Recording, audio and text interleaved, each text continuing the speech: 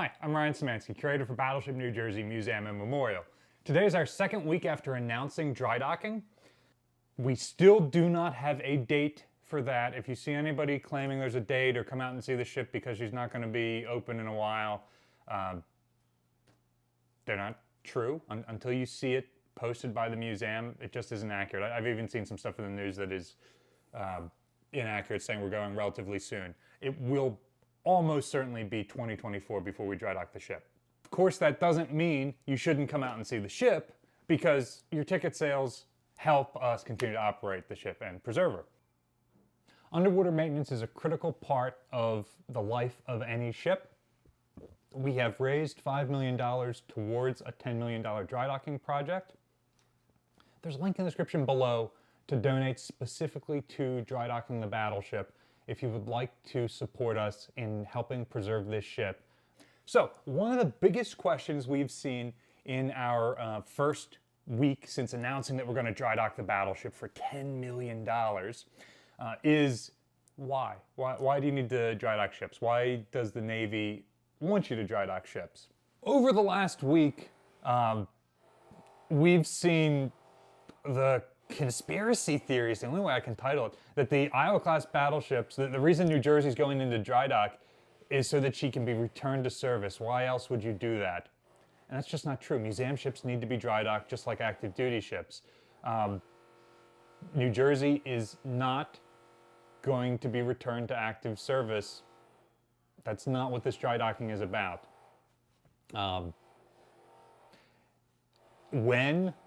If the Navy ever calls and says they need this ship back, then you guys will hear about it at the same time the museum does. That will be very, very public knowledge. Like if you want to go and listen to congressional hearings on these things, there are TV channels and websites you can go to. You may not know this, but curators and historians are book nerds. Believe it or not, museum ships are not that new of a phenomena. We have been preserving ships for a very long time, and so there's a small but important corpus of work on how to preserve ships. So these give us some of the best practices for preserving ships, and just briefly, you've got what we call the Green Book, because it's got a green cover, the Secretary of the Interior's Standards for Historic Vessel Preservation. That is a very important one for the US for preserving museum ships. Likewise, for British museum ships, you've got Understanding Historic Vessels, Volumes 1 and 2, which are PDFs you can download online. And Volume 3, that's an actual printed book. Look at this. An actual printed book on how to preserve museum ships, not just PDFs that you print off online. That's so cool. Naval History and Heritage Command has a Navy Museums and Historic Resources Facilities book. And then perhaps the most important for a museum ship is Readiness and Care of Inactive Ships. This is the Naval Ships Technical Manual, Chapter 50. And it is an actual Navy publication on how to preserve inactive ships, which for them means the ships in mothballs, like here at Philadelphia. But it also very well applies to museum ships. Inactive might not be a perfect explanation. We have a lot more going on the ships than the ones sitting over in mothballs. However, we're not running our engineering plants. We're not going out and sailing.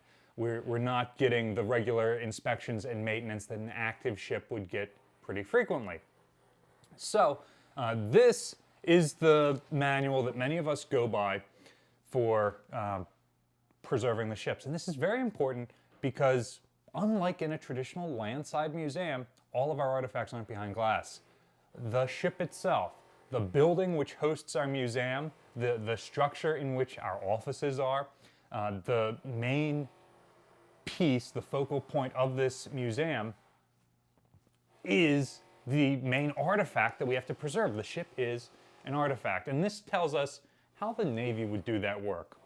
And sometimes that's not possible given the funding that we have.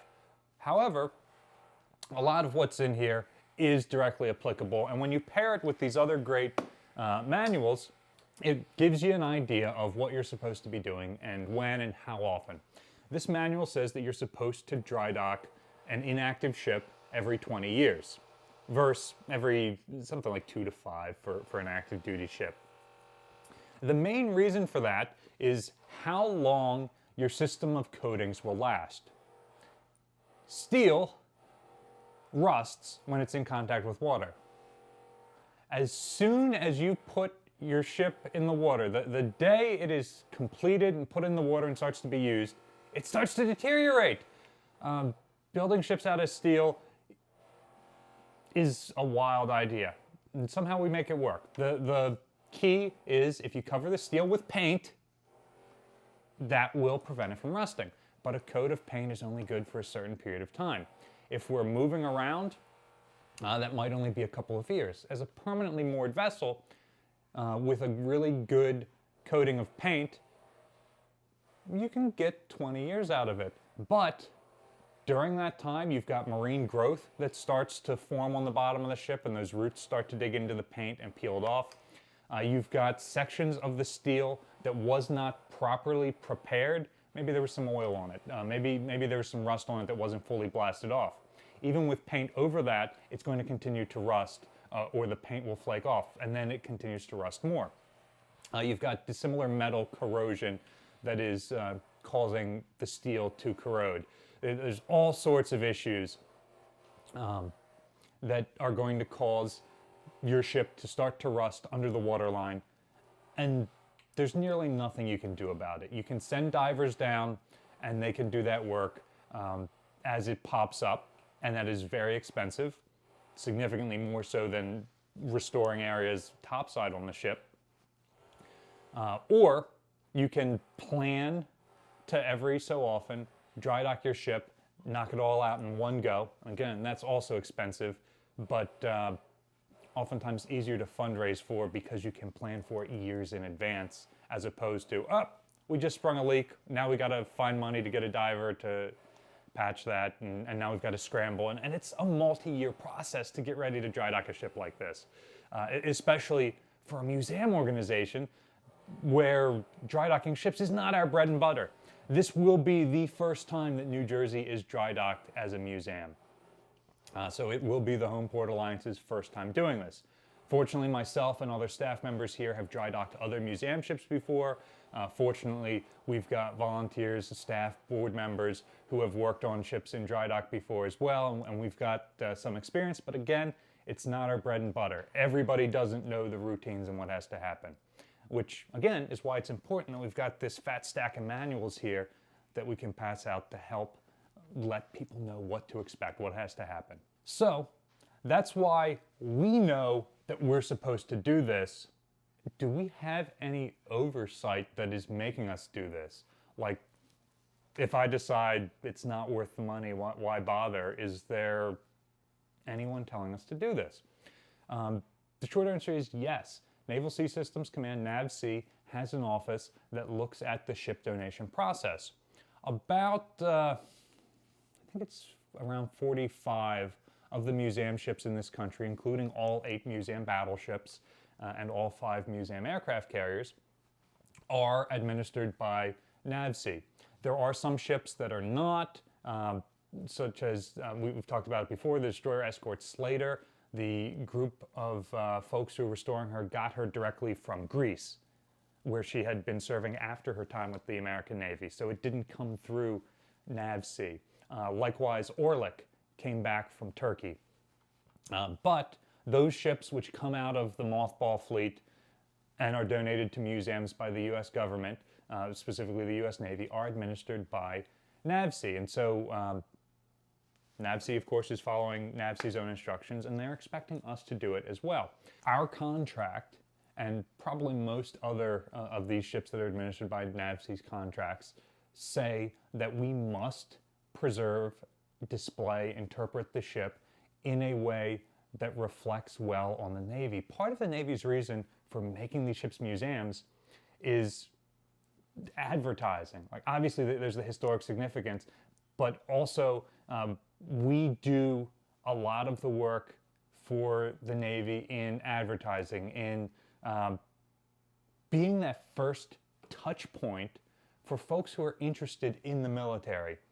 They probably can't visit an active ship and see what life is like, but on a ship like New Jersey that was active as early as 1991, or as recently as 1991, they get to see the same style of beds, lockers, accommodations that they would get on an active ship and decide, yeah, this lifestyle is for me. This interests me as a career path. And I want to now reach out to recruiters or to family members who served in the Navy, other things like that. And it used to be that the Navy drafted people. And then a generation or two after the draft, where the Navy just got everybody they needed, like during World War II, then it was, well, my uncle, my father, whoever served in the Navy. So that's my first touch point with the Navy, and I know what life is like. But now, fewer and fewer people serve in the military. It's an all-volunteer military. We are enough generations removed from those draftees that many Americans do not have that touch point to know what it's like to serve, and museum ships serve that function. It's very important to the Navy that these ships are displayed as if they were active ships, well preserved, well cared for, and that doesn't mean without rust. Active Navy ships go on deployment and get dirty and get rusty all the time, and museum ships don't have the full funding of the federal government behind them. We get zero federal funding. Sometimes we're able to apply for grants and compete with other organizations and get that, but we do not get federal funding. I don't believe any of us museum ships do, and that's part of our contract. The Navy will not pay you. You take on all the responsibilities, but we have to maintain the ship in a way that reflects well on the Navy. Now, if our ship is completely rusting and derelict, does that reflect well on the Navy? If our ship sinks at the pier, does that reflect well on the Navy? Because you guys know, and I know, that these are not active Navy ships. The Navy has nothing to do with us. But Joe Q. Public sees a gray ship. It's a Navy ship. Why would the Navy let that be so rusty? Why would the Navy let that sink? We've certainly heard a lot of that on social media, on the news, with major maintenance events on other historic vessels.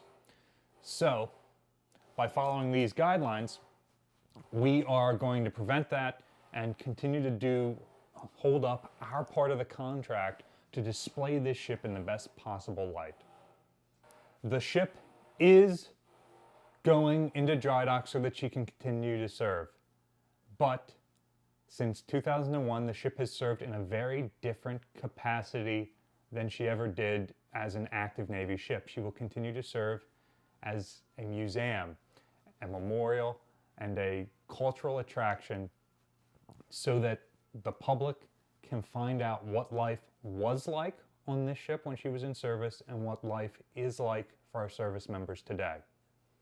So, in a way, yes, we are dry docking the ship so she can continue to serve. No, we're not dry docking the ship so she can be returned to active duty. We need your support to help dry dock the ship. It is a $10 million project. The state gave us the first 5.